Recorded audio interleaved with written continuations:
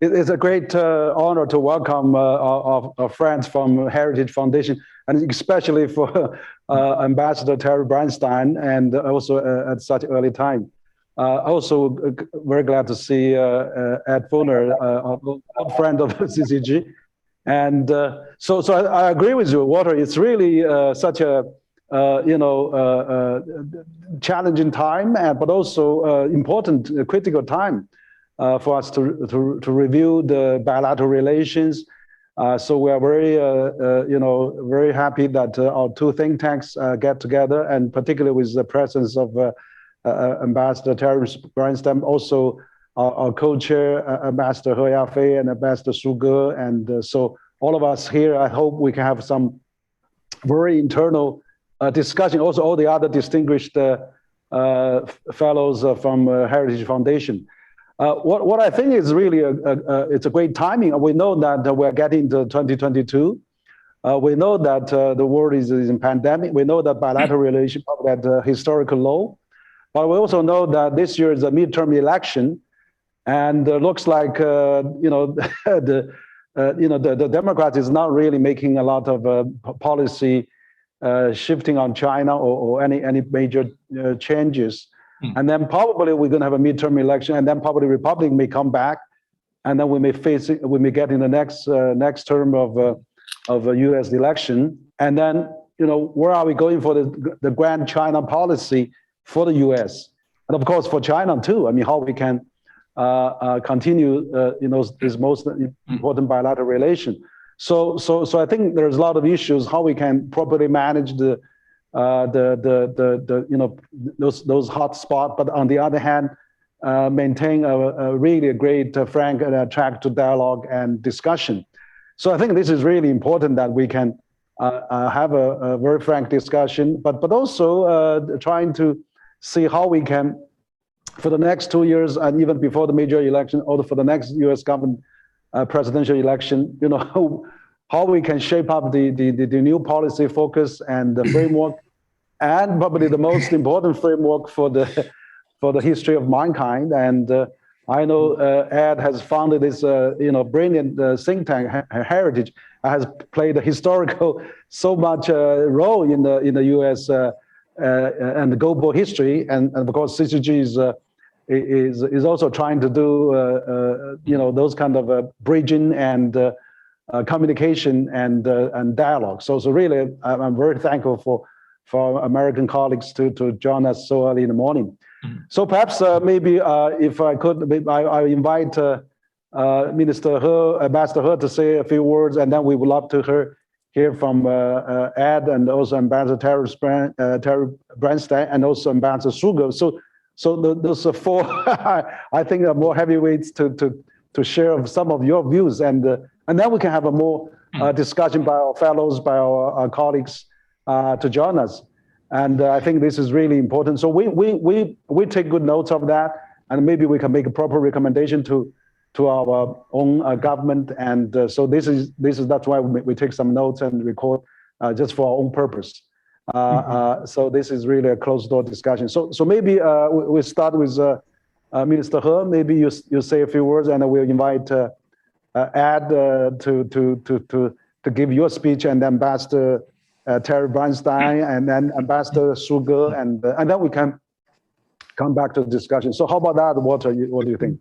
Well, the only two things I want to mention. One is we're not really that formal. So, if Ambassador Branstad has something he wants to chime in, he's free to do that. Okay. But we don't really have any presentations or anything prepared. No. But the other thing I'd like to, that you kind of touched on there, that maybe I could just flag here from the beginning. You talked a lot about American politics. If we're being frank, can we talk more about Chinese politics? I mean, one of the frustrations I think I've always had about exchanges with the Chinese visitors is they always want to talk about American politics, but they never talk about Chinese politics. We hired a guy last year, Michael Cunningham, who's on the call, whose job at Heritage is to follow Chinese politics. He lived 7 years in China. He speaks beautiful Mandarin, and focused on that for us. So he might have might be a good ear to hear, to have in this discussion. But I would like to talk about that, to understand better what's happening. Is China really become basically a one-man party, because that's the perception everywhere in the world now, is that Xi Jinping is the strongest leader in China since Mao Zedong, and may even have some of the same aspirations as Mao Zedong. So I hope we can talk about that. Again, if we're being frank, let's be frank across the board. Sure. Yeah. No, that's fine. We have no limits. I mean, we are both open to all topics, including Chinese politics. Maybe Ambassador He, you want to say a few words? Well, thank you. Thank you, Walter, too, for opening this dialogue. And I think it's important to touch base again with heritage. I remember the meeting in Washington, quite frankly, and actually the debate was heated, particularly on Taiwan at the time. I remember that meeting. I'll be very brief in my, as Henry has asked, opening remarks, if I can say that. When we view the prospect of China-US relationship in the new year or beyond, there is a question we need to ask ourselves. That is, are we in a new Cold War, or are we witnessing the beginning of a new Cold War? I read quite a few pieces by experts, both in the US and China. Many say yes, some say yes and no, and I would tentatively say no with a but. I remember that during the online summit between two presidents, President Xi expressed his view on no Cold War, and President Biden agreed. I think both of them expressed their aversion to a new Cold War, with Xi emphasizing the point that in particular, US needed to translate words into action, because we see things on the contrary. On China, China's strategy of peaceful development, you may believe it's a rhetoric, it's real, it's quite clear. And several decades of opening up reforms and joining globalization, etc., has proven that there is no reason to doubt that China will discontinue on that path, because by so doing, China really believes it serves its own interest and that of the world in promoting lasting peace and growing prosperity. China has been trying hard in bilateral relations with the US to seek cooperation as much as possible and avoid conflict and confrontation also as much as possible in its interaction with the US. Of course, China has made very clear its determination that it will continue to safeguard or defend its sovereignty and territorial integrity, especially on the issue of Taiwan. Walter mentioned US politics. I'm sorry, I have to mention US politics again, because it is of great interest in China, to Chinese experts. On the part of America, the moment of singularity, quote unquote, arose from the implosion of the former USSR that ended Cold War. The US enjoyed many years of world hegemony, honestly, as last man standing, with the end of history again, quote unquote, referring to the end of the competition of political ideologies and systems. I think the intoxication still lingers on. And when the US faces a growing China in the whirlwinds of globalization, etc., and also a relative decline, I emphasize relative decline in American power to maintain and exercise global hegemony, of course, resulting from overreach, we have a sense in China that the United States has become more anxious, and the yearning to push China down has risen accordingly. Even though, from my point of view, those who are really diehard in targeting China as a strategic competitor, i.e. foe, still constitute a minority. Walter may suggest otherwise, it's bipartisan, etc. But I think diehard people, people are really believe that China is the enemy, is still a minority. Of course, there are good news and bad news, as always. The good news is, from what I can see, the lowest ebb seems to be over in China-US relationship. I understand we have experienced difficult times, really very difficult times as compared to what we had in the past, but the worst is over. The two presidents have had a few video conversations and giving clear guidance to where this relationship should go, especially on the red line that we should not be engaged in a new Cold War. Talks at different levels have been resumed, though the exchanges were sometimes very sharp and candid. That might be a little different from past times.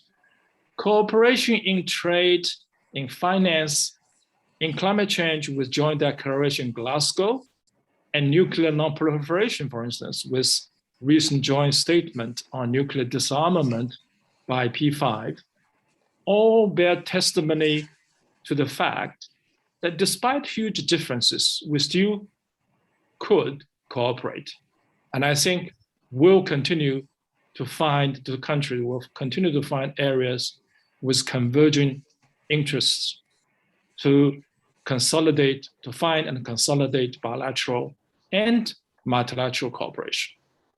Unfortunately, bad news is still there. And the bad news is, one, economic and technological decoupling is emerging. Like great rhino on the horizon is dangerous. And the US is bent on building alliances, big or small, based on ideological lines. That is also worrying to China. We saw AUKUS, quadruple alliance, US, India, Japan, Australia, and also the summit of democracies, etc., etc. And China has been, unfortunately,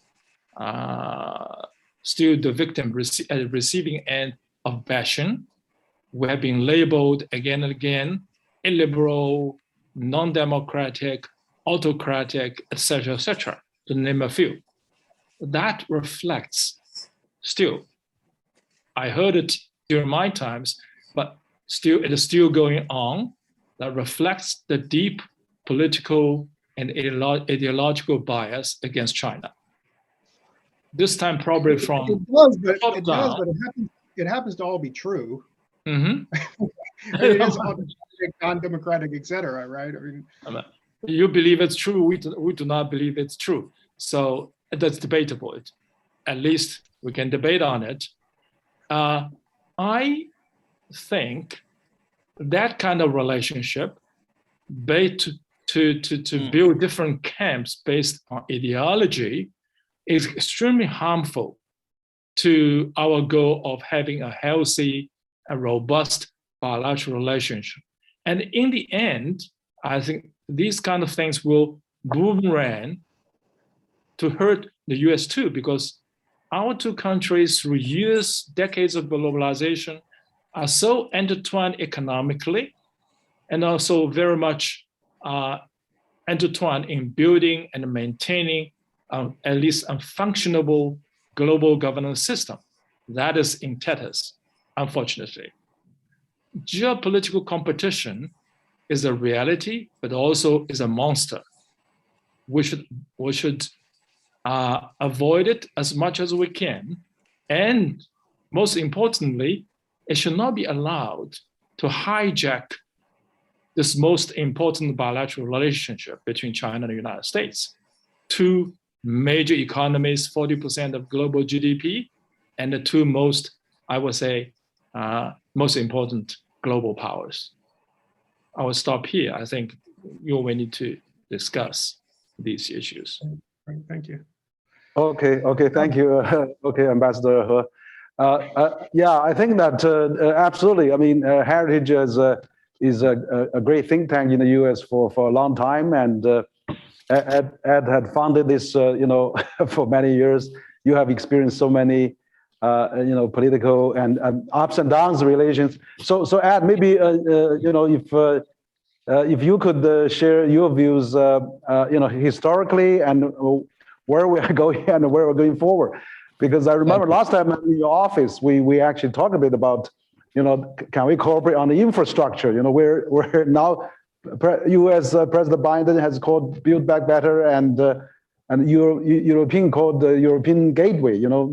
So maybe China and U.S. can work on something. Ed, maybe your turn, please. Yes, thank you very much, Henry, and it's a great pleasure for me to be a part of this discussion, and particularly to see my longtime advisor, friend, and colleague, Governor Ambassador Branstad, with whom I'm working right now on a project in his home state of West Branch, Iowa, the Herbert Hoover Presidential Library, and we appreciate his leadership very much on that. Look, my first point, and I think everyone on the call is starting to realize this, Ambassador, Minister, I take some exception to what you said, and I'll come to that in a minute. But the first thing is, the U.S.-China relationship is not going to go back to the good old days of George W. Bush or Barack Obama. There's a new mood in Washington, and it's not just right-wing conservatives like Tom Cotton. It's also mainstream liberal Democrats like Mark Warner from Virginia, who gets together with Cotton, who says, hey, we have to face a growing and challenging China in so many different areas. I would just point that, and I'm one of the people, going back 20 some years ago, when I called together the heads of Brookings and AEI and CSIS, and we had a joint press conference saying, yes, China should enter WTO. Yes, China should be given most favored nation status. Yes, and China's done amazing things in those intervening several decades in terms of lifting up its own population, et cetera. But one of the if China in fact is the second largest economy in the world, when is China going to give up the kind of built-in advantages that it designs for itself by remaining a, quote, developing country? The Republic of Korea doesn't do that anymore, but you get concessions in terms of tariff, in terms of respect for intellectual property, et cetera, for being a developing country. There's one real issue. When you talk, Minister He, about nuclear proliferation, hey, what are you doing about the DPRK, which is very clearly kind of your client state? And when you talk about what we are doing in terms of Quad, AUKUS, et cetera, what are you doing in terms of Belt and Road? So, let's get real concrete, let's get specific, and let's say, are there some of these issues that at least we can talk about and say, hey, at the margin, we should both be doing something about the DPRK, because we don't see China as being an effective force there. And frankly, and I've said this to my Chinese friends before, if the DPRK is not controlled in terms of its nuclear capabilities, and they fired another nuclear rocket toward the west coast of the United States yesterday, if that's not brought under some control, the likelihood of South Korea, of Japan, of Taiwan, of other neighbors talking about, hey, maybe we need to be nuked too. And that's not going to be helpful to China. It's not going to be helpful to the world. So maybe we can do something concretely and talk about how we can both work together in some of those very specific areas. And again, it's not the good old days, and it's not just me as a Trump person talking right now. AUKUS was not a Trump deal. AUKUS is a Biden deal. The new reaffirmation of the U.S.-China, of the U.S.-Japan 2-2 equal partners has just been reaffirmed within the last couple days by Biden and by Tokyo. This is not again right conservatives. This is across the board in terms of the American perception of what's going on strategically with China. And I've not really gotten into specifics on intellectual property and things like that, where we still have fundamental differences. But that's enough, I guess, of pointing out what some of the problems are. And let's see if we can come up with some solutions. And thanks everybody for being here. Thanks, Ed. That was great. Let me, before we go on, can I just see anybody else on the American side here that wants to chime in? I would add that I think one of the reactions here in the United States to China has been the tougher rhetoric that Xi Jinping has had with regard to a number of things, but especially Taiwan. I think people are concerned with what happened with Hong Kong, and then the treatment of the Uyghurs, and now the aerial incursion by Chinese Air Force over the territory of Taiwan. And I think so that's what's happening on the Chinese side, which is causing a significant reaction here in the United States. My hope is that we can, even though we have major differences in a number of areas, recognize that it is in both countries' interests to continue to have robust trade. China needs the quality food that we produce in the United States. I think we can also help reduce the air pollution issues in China with LNG and other products from the United States. And so my hope is that we can see both sides kind of tone down the rhetoric and focus on those things where we can cooperate, and recognize that there are just some areas that we're, because of the differences of our political systems, probably not going to be able to cooperate. Mm-hmm, mm-hmm. Yes. Ed, actually, you talk about the Korea issue, and I know you've been at the Global Peace Forum and you visited South Korea, not too long ago.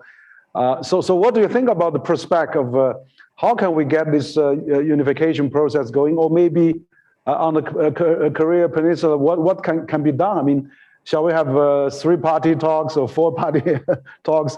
What's your recommendation? I mean, how we can approach this hot issue here in Korea Peninsula? Well, it seems to me the first thing that we ought to do is have, and maybe happening, but there doesn't seem to be any clear evidence of it.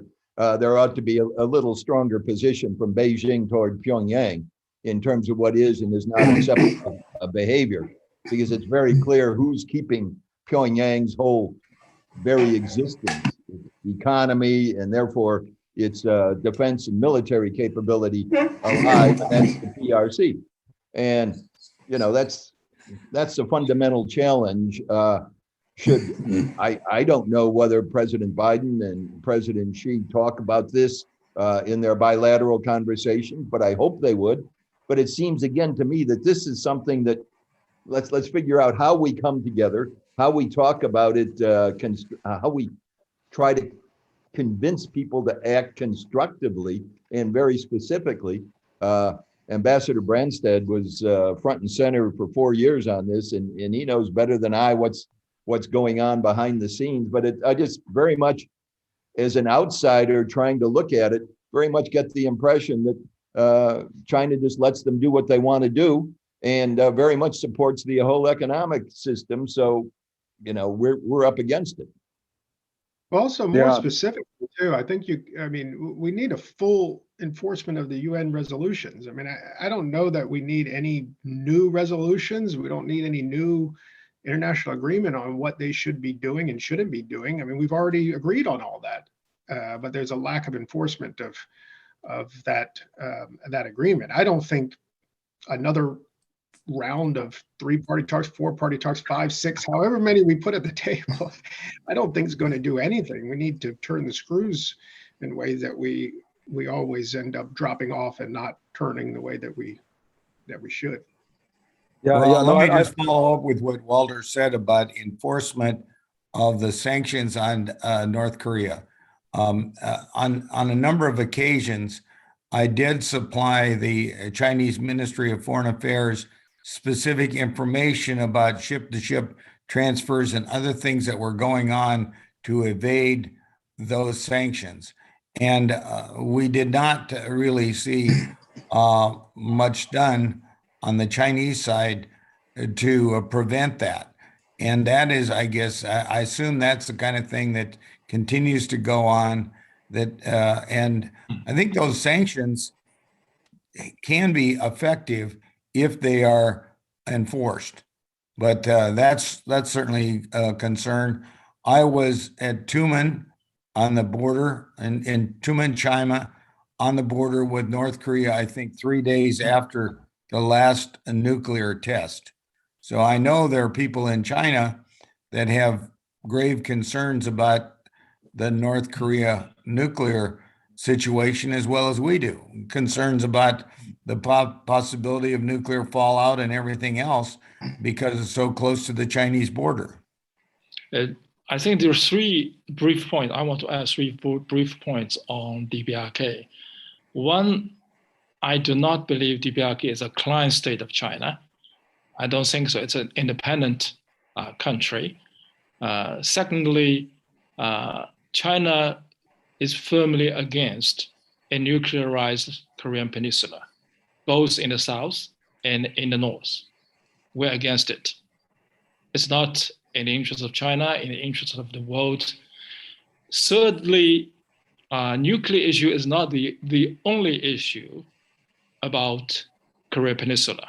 There is a issue of unification, and there's also issue of security for North Korea, for South Korea, for China. So I think we need to take a comprehensive view of all these issues combined in terms of Korean Peninsula, where we can find the peace, how can we enforce UN resolutions, etc. But our purpose is to establish peace on the Korean Peninsula. Okay. So perhaps Ambassador Su, you have some comments too? Okay, thank you very much, Henry. Thank you, Walter and Henry. So happy to honor to attend this webinar and explore and how to manage and promote the U.S.-China relations. I have a few thoughts. Can you hear me? Yes. I do not see. I cannot see the pictures anymore. But anyway, I just keep just saying. Well, one general premise is that we need to keep the relationship right. And then I have other 3 aspects of the relationships. The one general premise is that just now Walter said that the relationship has fallen into the most difficult and grave period since the 1980s. To the minds of some of us, actually the relationship has fallen into the most difficult and grave period since the establishment of diplomatic relations. Then we ask why they're still made, and I think one fundamental reason is because China has been portrayed as an imagined adversary. So my general big point to make is do not regard China as your adversary or as your enemy. There was one political scientist said, well, if you target somebody as your enemy, you might push him in that gradually in that way. The most recent, just now, FA minister mentioned the visual virtual summit between Xi and Biden, I think the one, you cannot expect the one conversation to solve all our problems yet. There was a very sensitive note, timely too, out of the conversation that is a non-confrontational, because she said that we need to have mutual respect, peaceful coexistence and win-win cooperation. Just now, Edwin also mentioned that probably the relationship, regarding the relationship, we are not there's no hoping for us to go back into the good old days. Yet my point to add here is that, in the past, it's not that we did not have problems. It is because even during the Nixon, Kissinger's visit to China, we had a very serious problem. But the most important thing is that we could manage to find our common interests, or that would transcend our difficulties and the differences. Well, very briefly about the three aspects. That is, the first one is just now both sides mentioned the Taiwan issue. To us, that's one of the most important cornerstone of the bilateral relationship. That is the one China policy. So we need to have a mutual respect of each other's core interests. So that's just one point. The second point is, we have differences. Some are very tough ones, and we have differences, cultures, societies, and economies, and so on and so forth. Yet, we need to have peaceful coexistence and manage those differences. Later, if we have time, I'll elaborate a little bit on that.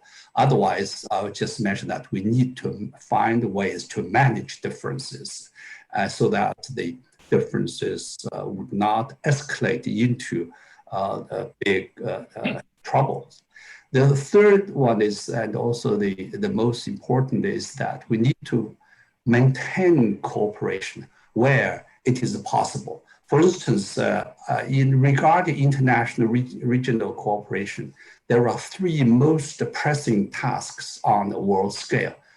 First is how to fight against COVID-19. The second, the climate change, and so on. And the third is world economic recovery. And China is ready to coordinate policies with the United States. And China and the US are both members of the UN Security Council, and then just now people already, Edwin already mentioned the Korean Peninsula. And I agree that for China, US, there are so many international and regional issues, such as climate change, public health, and regional issues would include the Korean Peninsula, Afghanistan, Myanmar. There are other regional hotspot issues and global challenges. So my feeling is that possible areas for US-China coordination and cooperation are expanding rather than shrinking. And for instance, China-US could also work together to empower international organizations such as WTO, G20, or CPTPP. And then China, as you all know, that China is bent on this Belt and Road Initiative. United States and is now together with some European partners are trying to promote this B3W, Build Back Better. Well, probably, if it's the aim is to improve infrastructure in Africa, why there is no need for us to see each other as an adversary? Maybe there is a good opportunity for us to compare notes and find areas and specific things that the two might be doing together. Thank you very much. Okay, thank you, Ambassador Su. I don't know if Ambassador Terence Branstad, you have anything about the trade? I mean, I noticed you'd be mentioning trade. You have been promoting the trade between the two countries for a long time. Yes. Well, I come from an agricultural region of the United States, and I was involved in the extensive negotiations that led to the Phase 1 trade agreement. And I think that's been a win-win situation. China needs a quality, safety, and reliability of American food products. And China has, in the last year, made record purchases of corn, soybeans, pork, and is now purchasing beef and chicken from the United States. We think this has been a good thing. I was just at an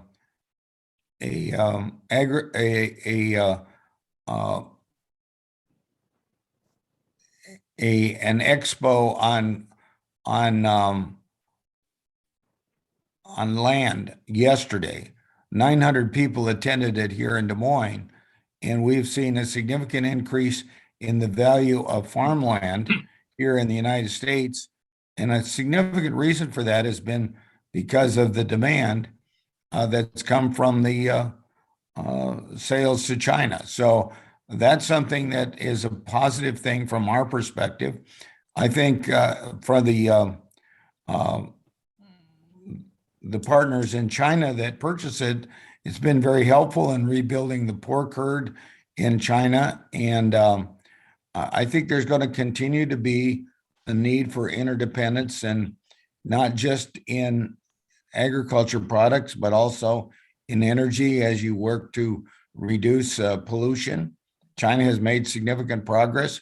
In the time that I was there in Beijing, I saw the air quality improve dramatically, but China is still using MTBE, which is a carcinogenic as a mixture in the fuel as opposed to ethanol. And we, of course, see that as something that could help improve water quality in China. And so I would like to see more cooperation in those areas, like addressing water and land quality, as well as air quality. And I think extending and hopefully even improving on the Phase 1 trade agreement is an area that has a lot of potential. So I have met with the new ambassador, Trade Representative Tai, and with Secretary Vilsack to encourage that. And I think that's something that we would like to see you encourage on the Chinese side as well. Can I just add one point there? The thing is, from a heritage perspective, we're every bit as free trade as we ever were. Okay, that's not changed for us, but it has changed for a lot of people. It has changed for the Republican Party generally. The Republican Party is not really the free trade party it was 10 years ago. And that's not just China, that's just across the board. They're not that party. And so, as positive as those things are that Ambassador Branstad mentioned, and as strong as we are committed to free trade in areas not touching on security, but you can interpret that broadly. I'm not talking just about grain and ethanol and those sorts of things. But it's not going to change these other issues.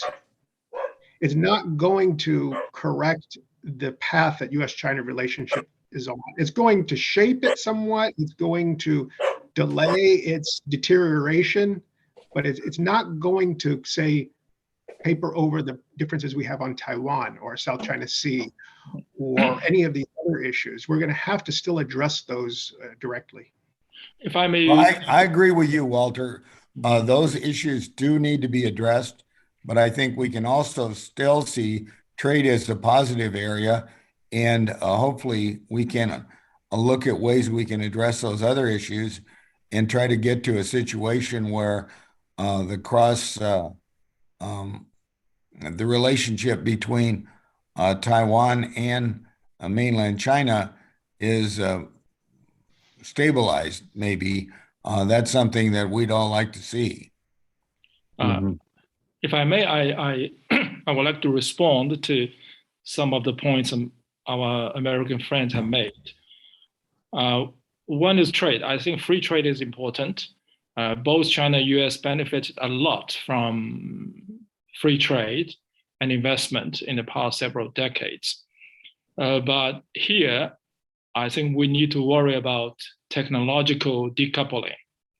In terms of technology, we need to put it in the big picture of free trade, rather than, given way to geopolitical considerations. This is one point.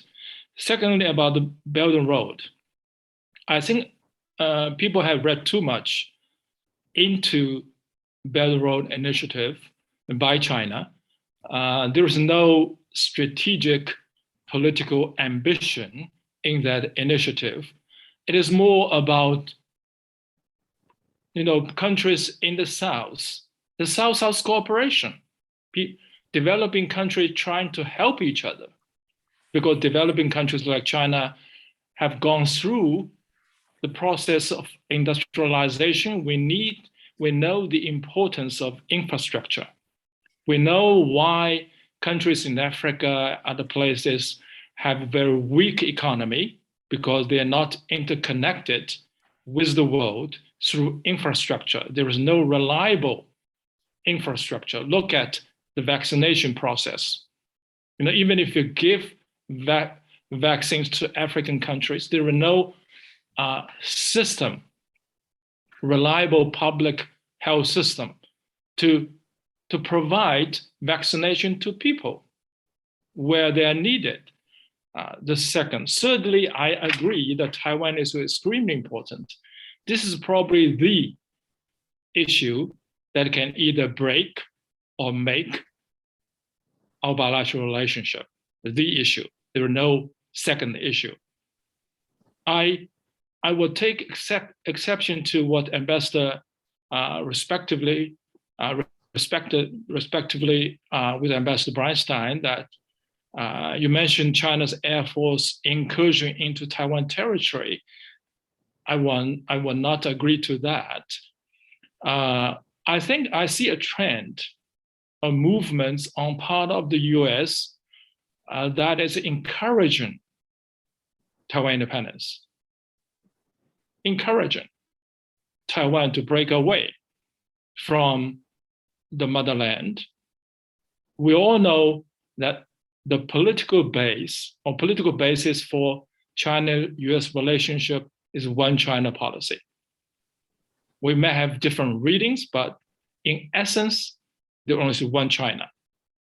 There's no doubt about it. If we ever go over that or cross that red line, everything will go.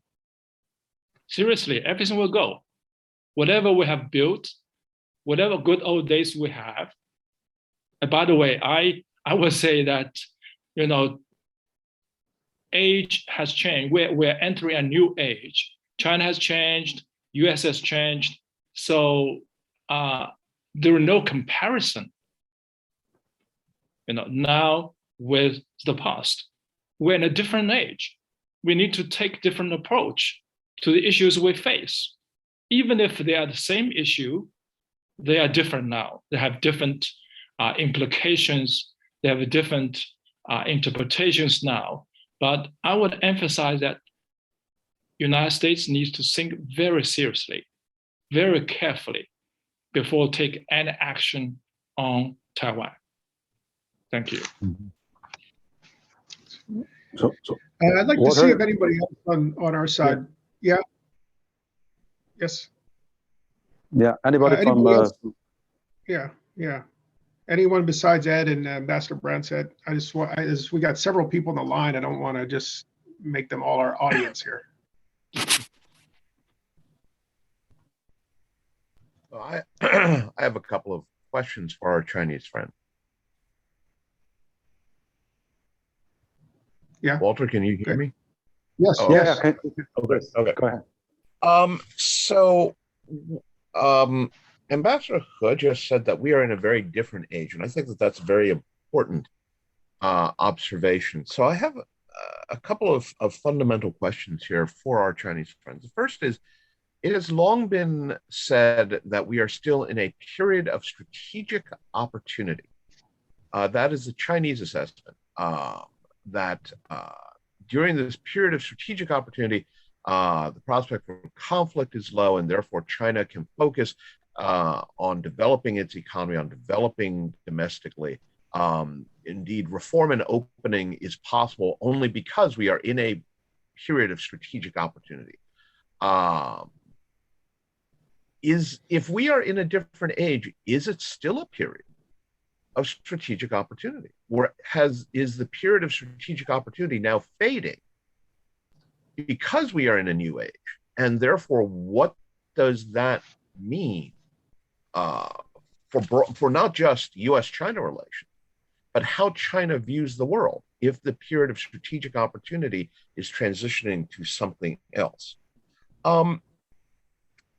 The other question that I have is the emphasis that all of our Chinese Chinese friends have said about not viewing China as an adversary. And I think that is an absolutely important point, and is an essential point.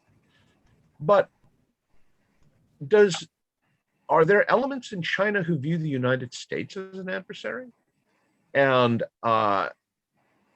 are those elements gaining greater sway in the Chinese debate, especially as we head into the 2022 Party Congress? The Chinese political system is less transparent than the United States. I don't think that there's much debate about that. But one of the questions that is inevitably going to rise is that even in China, there are inevitably going to be factions, there are inevitably going to be different groups who have very different opinions. So within the Chinese context, to help us understand better, our Chinese partners, if we are to make the argument that we should not view China as adversaries, I think we need to understand who in China views the United States as an adversary. Okay, I know that Ambassador He have another engagement. Maybe you want to briefly comment this question before you go? Well, there is not too much to add. I think we need this kind of candid conversation. We really need it. Try to understand each other.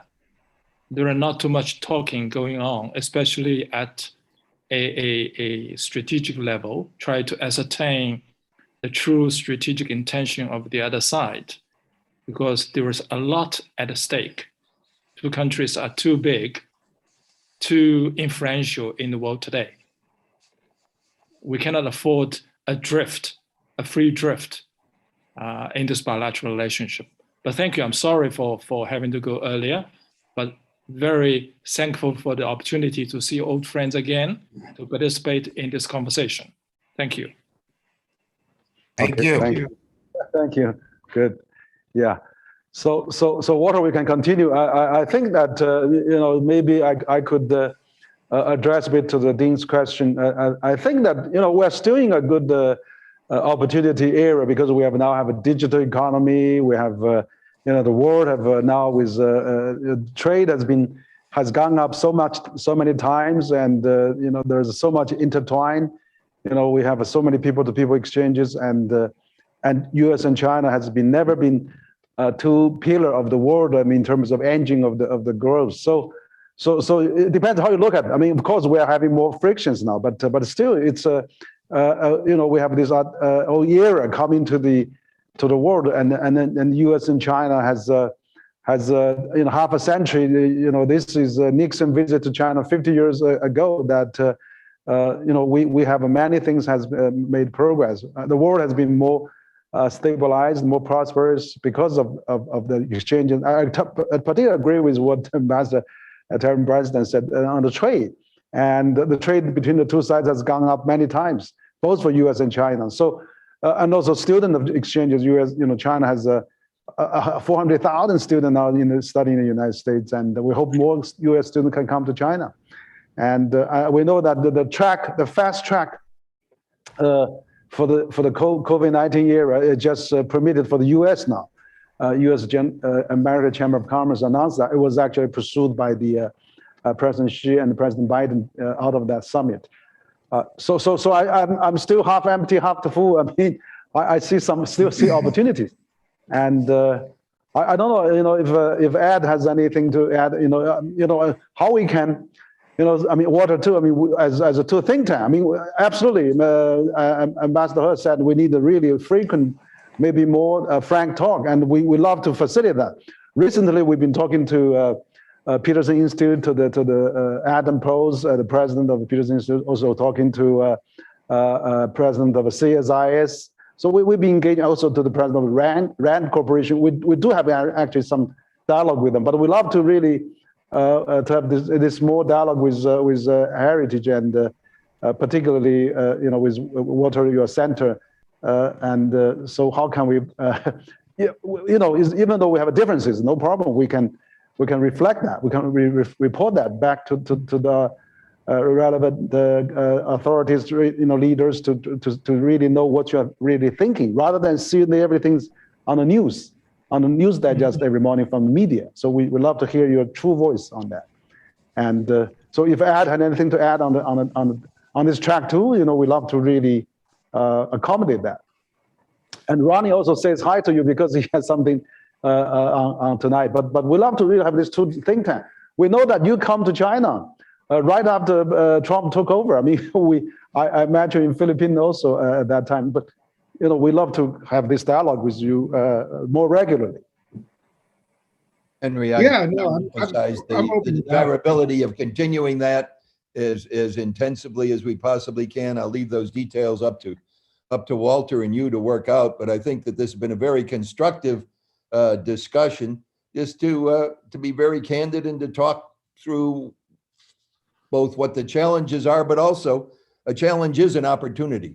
So let's add and multiply, not subtract and divide. Right. That's great. Which rule is that, Ed? Which number? Which number of? Feulner's rule number 7. 7. Okay. Sorry, I didn't bring my little red book. I have something to say here, but again, I want to make sure I'm respectful to everyone on our side. Anybody else on the American side here that wants to say something? Can I say something? I'm sort of on both sides. I'm an American, but I'm vice president of CCG. And my history is I'm a conservative Republican. I worked for many years for Albert and Roberta Wohlstetter. I wrote editorials at the Wall Street Journal for Robert Bartley. I worked with Freddie Clay. I worked with Harry Rowan. So I have a long history of sort of Republican strategy. And I have to say, I'm very concerned about the American discussion about China today. It seems to be very tactical and not strategic. Not much discussion of what the implications of making moves toward a more confrontational, more Cold War situation would be, both internationally and domestically, for the United States. My perception is that the American press, for example, is creating an image of China that is not what I see. I spoke with an NBC reporter here in Beijing, and I said, let me take you out and I'll show you some rural entrepreneurs. That's a very interesting story. And the NBC reporter said, New York doesn't allow us to do positive stories about China. I think that's creating a very bad perception among the American public about what's going on in China. I also have a perception about what's going on in American politics. My impression is that over the last 25 or 30 years, we've had very bad monetary and fiscal policy, particularly monetary policy, that's likely to lead to a financial crisis in the near future.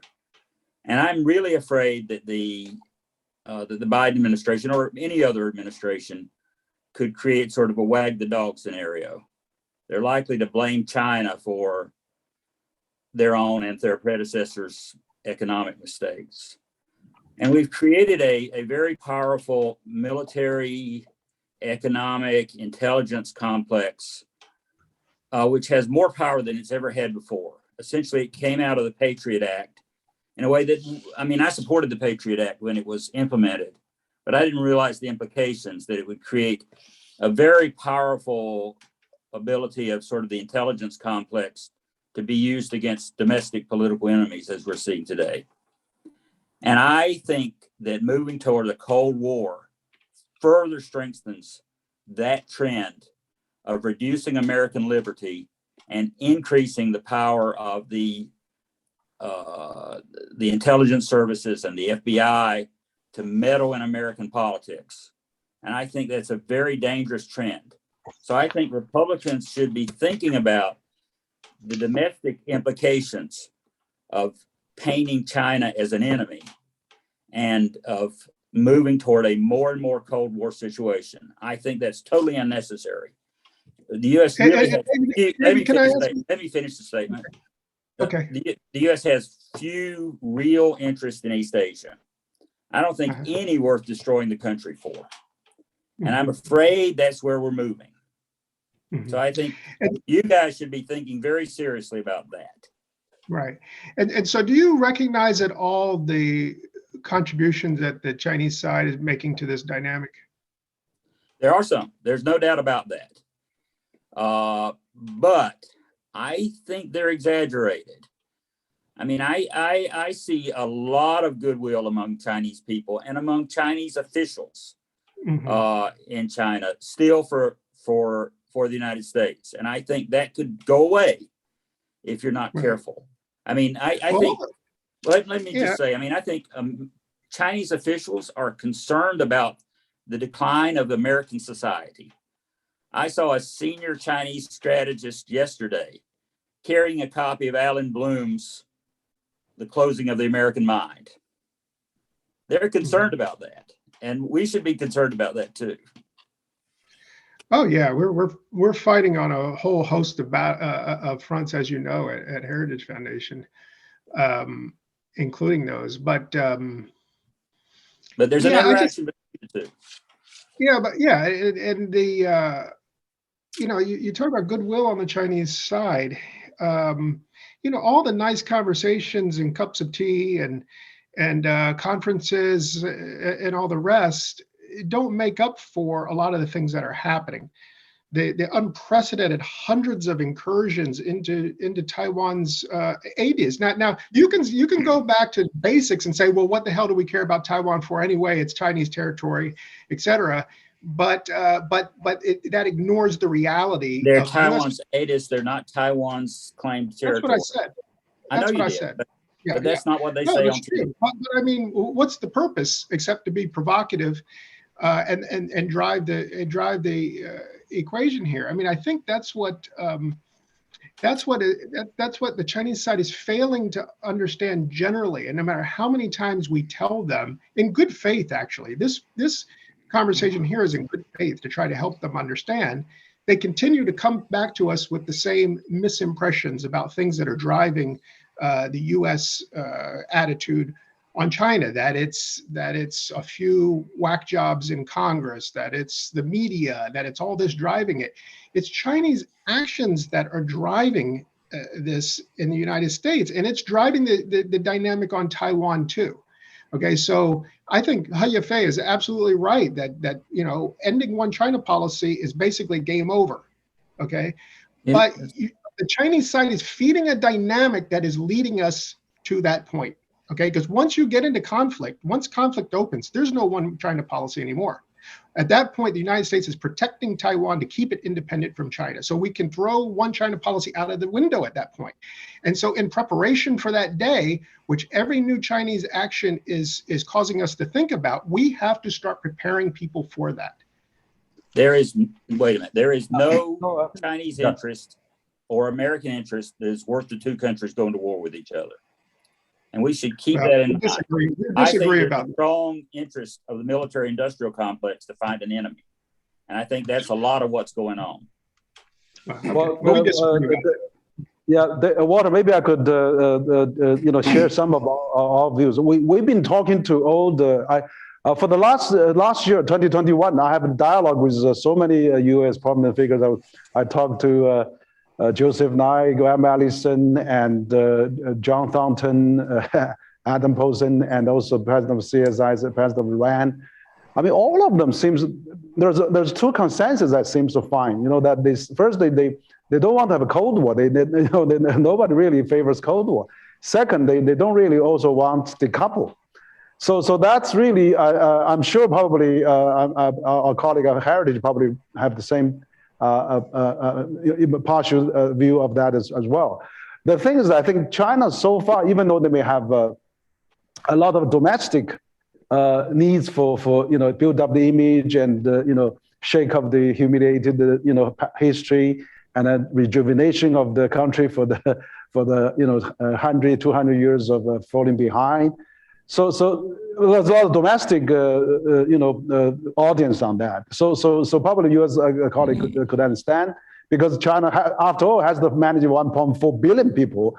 Never before in the history of mankind who ever managed such a big country of such complexity, ethnic minority, all those issues. So there's a reason probably for them to that. But I think China probably has some problem too, as they don't have enough narrative. They don't have a good framework to explain. They probably rely on the old method, ideology, methodology to do that. But let's, democracy forum is a good example. I've been attending a number of American experts panel internally talking about democracies. Okay, so President Biden called it democracy forum. China also did something for democracy forum. At least China recognized democracy as a good concept. But let's compare the performance. Let's compare with the KPI. China, for example, has built 2/3 of the global high-speed railway. The total length of China's speed railway is equal to the next 10 countries combined, whereas the U.S. military budget is equal to the next 10 countries combined. I'm very actually touched and really, moved by what President Biden said when he withdrew the troops from Afghanistan. And he basically said, from now on, the U.S. will not seek nation building anymore. So that's great a message. So that they don't want to look for convergency. They basically recognize we cannot impose the model to other countries. So okay, if that is the case, can we really peacefully coexist? I think now for all matters, China is only responding probably in our Chinese view largely to the U.S. For example, U.S. has already put 600 Chinese companies on the entity list. China has put none. China, MOFCOM has put up a entity law, but they never really implemented. They never done anything on that. So that's number one. Number two, China is joining CPTPP. The CPTPP was designed by the U.S. It's all U.S. standards, U.S. criteria. China says, okay, we recognize that. We want to reach that. We want to reform SOE. We want to, IPR protection more tight, and we want to do that. And Ministry of Commerce has put the TPP agreement on the official website, telling people, hey, look, this is the target to shoot for. This is the really the future of getting closer to the U.S. standards, basically saying. And China also said, okay, we're willing to cooperate with the U.S. on the Build Back Better. And former Vice Minister of Commerce said that openly. President Xi said to President Biden, China's initiative to the world is open to anyone. So China has set up the AIIB, Asian Infrastructure Investment Bank. Can AIIB work with World Bank? I was talking to Robert Zoellick and he said, okay, World Bank has a lot of experience doing infrastructure. So maybe we could work together like ADB, AFDB, all those international land development agencies, we can work on that. So also pandemic fighting. Pandemic fighting, we'll be talking to a number of U.S. officials, former officials like Susan Sontag and John Thornton and all those people. Basically saying this U.S. and China missing a huge opportunity of working together. We should actually fight before the war become a mess in front of us. And so I think also the other reason I would like to argue is that China is busy building up economic alliances. China is saying, okay, we want to, January 1st, just last week, RCEP getting effective. So in fact, China also have a free trade now with Japan, South Korea, Australia, and other Western countries through RCEP. And then China is willing to join CPTPP, and China is also applying for DEPA, digital agreement proposed by New Zealand and Singapore. So China is busy setting up economic alliance with African FOCA and all those. But US is busy with AUKUS, also Quad and all those. So see, China is, and also on the Taiwan, basically US is sending a number of officials there already. And President Chai has recognized there's military personnel in Taiwan, which was always, that's the bottom line actually in the three communique, no official contact, no military presence in Taiwan. So China has to show their happiness to have more plans to fly over to show their happiness on that. So basically responding even on the issue of Hong Kong, I can assure you Hong Kong will be prosperous. All the multinational are coming back, the stock market is coming back, there's no more chaotic, maybe there's a bit of suffering of the human right, maybe, but if you look at 90%, the Hong Kong will going to be fine. So if Hong Kong becomes stabilized, Taiwan, President Chai will have no probably second term chance because he got his peak of the second term is at the crisis of Hong Kong. The KFT has almost swept the midterm election during her first term. Because there's so much inter-economic activity between China and mainland Taiwan. So I think if Hong Kong is stabilized, the pressure on Taiwan for independence will less. China could really work with Taiwan with millions of tourists, students, and Taiwan is still enjoying a huge surplus of trade with mainland. I mean, I'm sure economic integration will happen someday. So on the issue of Xinjiang, it was saying that there was a genocide. It was not true. I mean, John Thornton actually personally visited Xinjiang, and also many embassies sent their staff there. European countries never said there was genocide. So I understand that when Blinken go to testify, he has to say that in order to get passed for his Senate hearing, but it was not true. It was not here. There's a problem of Xinjiang, of course, but not to the degree of genocide. So I mean, all those issues, China's merely responding in a lot of manners, not really provocative of US. So China's still sending hundreds of thousands of students to the United States. We just see the recent survey of US Science Commission. There's 80% of PhD of Chinese remain in the US, are willing to stay in the US, talent supplied to the US. So how can we really, bridge this understanding and work together? Because I'm sorry, it's been too long. Maybe Ed or Walter and other colleagues can say. Ambassador Terry Branstad. Walter, I know that we only have about 14 minutes remaining. I want you to know the ambassador has a hard stop at the bottom of the hour, but I wanted to make 2 points. But the person I really want to hear from is Michael Cunningham, who's the person who asked the ambassador and I to join the call, and he lived over there. So I'd like to really hear his observations. But, we talk a lot about what is being said in the newspapers and the U.S. perception of China. But, we got the news briefs when we were in China at the U.S. Embassy, and the newspapers, the Chinese newspapers that are run by the state are pretty harsh and can be pretty negative on the U.S. relationship as well. So I think we have to be honest about that. The difference is that we have a free press and is really a reflection of the people and government officials, and the Chinese is probably more of a constructed narrative. But we did see a rise in nationalism in China as we were preparing to depart for the United States. And from our colleagues we talked to in China today, they say in terms of the public perception, there really is a rise in nationalism. And I can understand why. And to some degree, I think that's the case in the US. When countries are feeling a little threatened economically, sometimes that can happen. But Michael, you lived in Beijing, in China, and I really value your observations. I know that the ambassador and I would like to hear them before we sign off today. Yeah, sure. Can you all hear me? Yes. Yes, Mm-hmm. we can hear you. Great.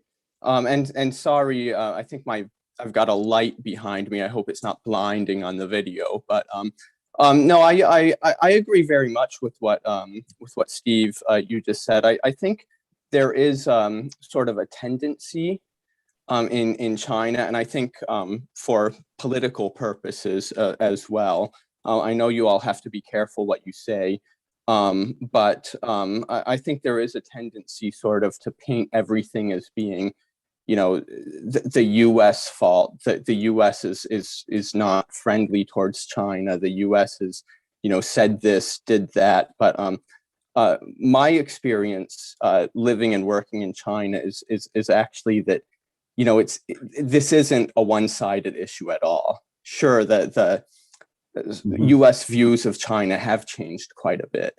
A lot of that changed after, sort of in response to actions by China, not just actions, but sort of changing rhetoric in China, sort of a more assertive, more aggressive stance. But I think rhetoric about the U.S. in China is actually quite hard line a lot of times. In China, I would always be very careful not to offend my friends and colleagues in the country. I have a lot of respect for the Chinese people, and lots of friends there. But it wasn't always the same. I always felt like, it was just seen as common knowledge that the U.S. has all these problems. And so there is, I think it's easy to sort of focus on what the U.S. is doing wrong, but this is, it's a two-sided relationship, and I know that sort of, my experience in China working for U.S. businesses, helping them to try to negotiate the changes that were happening, businesses are suffering quite a bit, and they're increasingly sort of getting caught in the space where, they have to be seen as or they have to comply with U.S. laws and regulations. At the same time, they sort of, in China, that's becoming more difficult where, we talk about the Xinjiang issue. If they even mention, we don't have supply chains in Xinjiang, then somehow the nationalistic public will rise up against them, and it becomes increasingly difficult. And so that's, sort of, I don't really have anything brilliant to add here, but I would say I agree very much with what Steve, what you just mentioned. I do think it's really important that we have these types of conversations and that we get to hear each other's viewpoints and sort of, bounce ideas off of each other. And I do hope that this can be, a productive type of conversation. Yeah. I think there's a lot of, you were asking earlier, Henry, about the value of what we can accomplish, together as sort of, second track discussions. But I think just sharing perspectives has a lot of value, and I think we would be probably stretching it to do more than that. But we don't need to, because there's an enormous amount of pressure, enormous amount of value in us talking and hearing one another's perspective.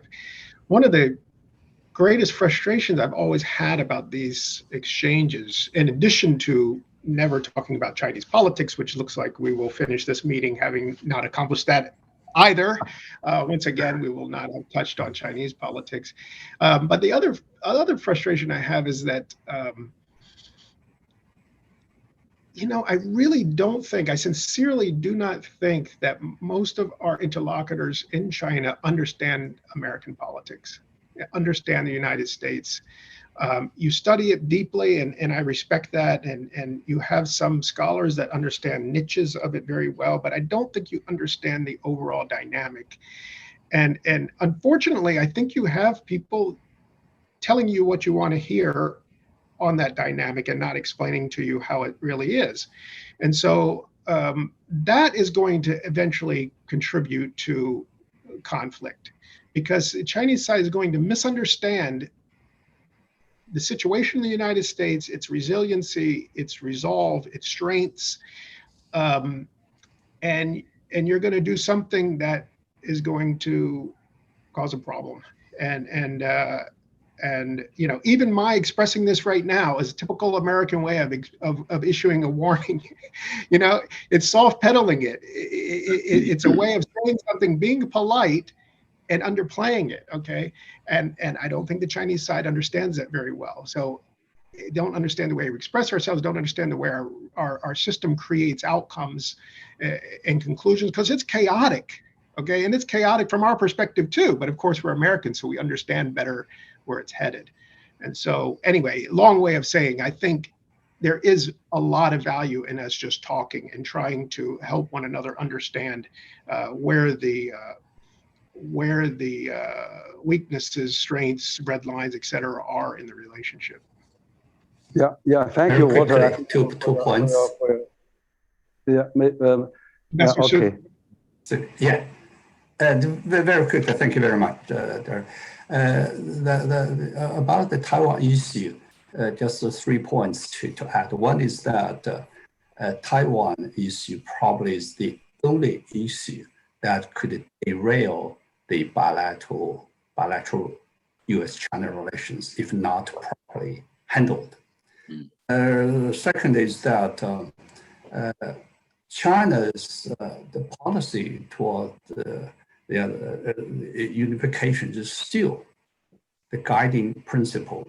The policy overall policy is still peaceful unification with a model of one country, two systems. That's not changed. The third one is that our think tanks, when we discuss among ourselves, there is a process in Taiwan toward the de jure and de facto independence. We call it a cutting sausage, gradually, piece by piece, little by little. And against this background, and we feel that the real danger is the gradual tendency toward independence. In this background, then you have congressional members aboard the military airplanes. Well, to our way of thinking, that's to add fuel to the flames. Well, and just now, Mike mentioned the light behind his head. Actually, to our way of looking at this, there seems to be a silver lining in your image. So as for something positive, specifically just now, and Walter, you mentioned how as think tankers how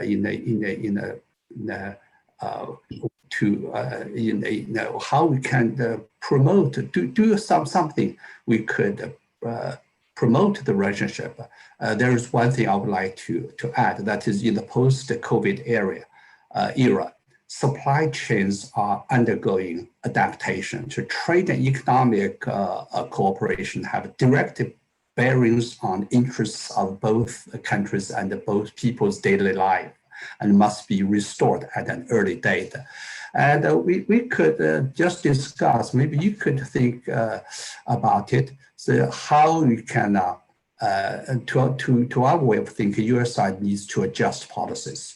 Probably what about removing some of the unreasonable tariffs on Chinese goods, lifting unilateral sanctions on Chinese companies and research and educational institutions, and abandon some irrational suppression of Chinese technological processes. There are other things we could talk about, but this is something that could come in onto our discussion table. As just now, somebody mentioned that how China views the United States. When you look at what President Xi Jinping say, both openly and internally, there is a general sense that is cooperation is the only correct choice for China and the US. Thank you very much. Okay, Walter. Before we go, I could just briefly answer your question about Chinese politics and what you mentioned about President Xi. I think now the President Xi, we're getting the 2022, and we're going to have the 20th Party's Congress. We can be assured that President Xi will take over another term, and so we actually, in the next 5 years. So there's no lame duck. So that one 5-year plan, another 5-year plan, that the continuity will continue, so that that's the effectiveness of China. That efficiency where it comes from, because there's a chain of command, but it's not. China has also, as I spoke at the Chinese Democracy Forum, that China has this meritocracy, that 10 million people applied exam, 5 million applied for this public servant. So they actually, through the selection and the election, they have that kind of process. And also these days, the top leaders, I know that they read digest, they read an analysis, think tank reports every day. They don't, it's not like old days in emperor, autocratic, make bad decisions and voted out by the people. No. So on the other hand, we see also, a few days ago, the just a memory of what happened on the Capitol Hill January 6th. We see the non-effectiveness somehow in the Western democracy. So, if you have to convince China how to do that, it's sometimes difficult. So I think, President Biden said, let's not change each other. That'd be great. But the other thing is that China agrees with the U.S. proposal, this international corporate minimum tax proposed by G7. China gladly joined that, because the 1% of Wall Street is getting richer and richer and richer now. They're multinational, U.S. multinational operate worldwide, and then their money is in the tax haven. They are not putting back to the Rust Belt and the Western regions. And so then I was talking to Martin Wolf of the Financial Times. He said the business is global, the politics is local, because if the U.S. company is not benefiting the local constitute, if then they are going to vote in the politician in the Congress bashing China as the reason to get elected. So that there's some domestic problem for U.S. too, there's all the problem for China. But China is managing to eliminate all extreme poverty, 800 million people out of the poverty now for the last 4 decades. So I think we could see there's both problems on both sides. But let's leave our think tanks to figure out. I think it's a really good exercise today we have. Speaking of think tanks, I think some of your talking points there is for the dialogue you have with the Center for American Progress, because we don't like the international minimum tax, and we have no problem with people getting rich. We're glad when people get rich. Rich people are. And my only concluding comment, Henry, is Pastor Branstad, I will have to jump off, but thank you for including us. Okay. Thank you very much. One final comment for me, Henry. If you're going to talk about January 6th, I got to talk about what happened to the statues of the goddess of democracy in Hong Kong under one country, two systems. There's a whole discussion for another hour sometime. Great to be with everybody. Yeah, but sorry, I can't help but make just one last comment on this too. It gets back to Michael's point, which is what we understand about China is a centrally directed profile, image, narrative that's spun out by state media.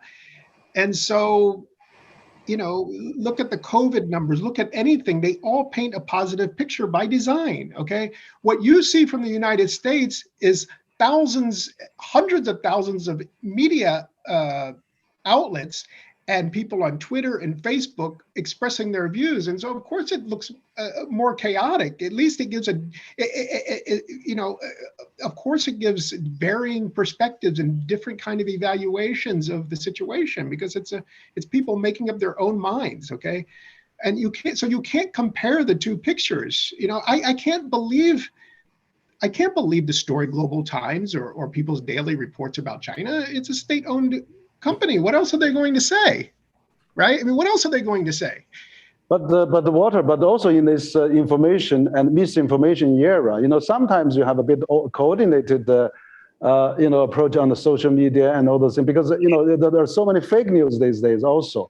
So China, we have WeChat, but as a matter of fact, everybody has WeChat. We read news everywhere. We read all the foreign news too, even though the official news may not say it. But we read in our WeChat and everybody can be on the VPN to read directly outside news outside China. It's not that they're isolated. But on the COVID, I mean, that's true. China only have 5,000 casualties of people dying. But, you know, whereas you look at US, is the largest casualty. So people wondering, you know, something went wrong maybe, you know. That's the best example. That's the best example of the COVID numbers. So I will accept that the Chinese are doing well with COVID. Can they really be doing well 30 to 50 times better than Singapore, which is an isolated island? Not an isolated island, but an island, or 50 times better than South Korea? The numbers are absurd. So that's exactly what I mean. The numbers support the narrative. So, okay, I will acknowledge, or I'm open to the possibility, China's doing very well on numbers. It's not doing as well as those numbers suggest. It's impossible. Okay, but you don't have an open debate in China about whether the numbers are accurate or not, because the regime's constancy, Xi Jinping's own political year, relies on those numbers being good, right? So there's nobody. No, I think, you know, that's the problem now. We've been another thing is we isolated for too long, 2 years now. We really want you and Ed and come back to visit us, you know, so that we can see, because for example, CCG hosts the ambassador roundtables all the time, and we've been mingling, and we don't, you know, really no mask in our office when we have meetings. It's not, anywhere we go, restaurant is packed, and the Universal Studio just opened in Beijing. I mean, it was jammed. Yeah. No, I know, and you know, that gets to the sort of complicated side of things, that it's not, you know, that's why I suggest that, you know, I'm open to an alternative narrative, but I'm just not open to the narrative that's coming out, you know, that everything is perfect in China. It's some sort of workers' paradise. The United States is. Okay, I see Ed raised the hand. Ed, maybe before you go, your last word. I have to run to another appointment. This has been very productive. I look forward to further discussions in the near future. Yeah, we all have to go, Henry, but thank you very much. I'm glad we did this. I hope we can do it again. I think it was constructive. Yeah, we can, of course. To get reconnected. We could. Let's try to do it again. Yes. Okay, thank you. Thank you very much. And friends, yes. Thank you. Mr. Thank you very much. Very good to see you again. Okay, great. Okay, we'll keep in touch. Thank you.